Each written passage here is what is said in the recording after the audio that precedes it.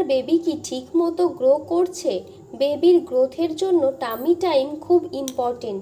তাহলে দেখি ভিডিওর মাধ্যমে টামি টাইম কেন এত ইম্পর্টেন্ট। টামি টাইম কি? টামি টাইম হলো ছোট বাচ্চাদের একটা গুরুত্বপূর্ণ অ্যাক্টিভিটি। সহজভাবে বললে বাচ্চাকে জেগে থাকা অবস্থায় পেটের উপর উল্টে কিছু সময় শোয়ানোকে টামি টাইম বলে। কেন টামি টাইম দরকার?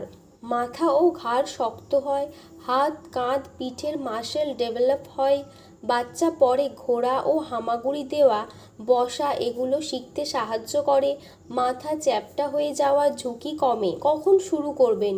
জন্মের পর থেকেই করা যায়, দিনে 2 থেকে 3 বার, অল্প সময় করে। কতক্ষণ করবেন? প্রথমে 1-2 মিনিট, ধীরে ধীরে বাড়িয়ে 10 থেকে 15 মিনিট দিনে কয়েকবার। কিভাবে করবেন?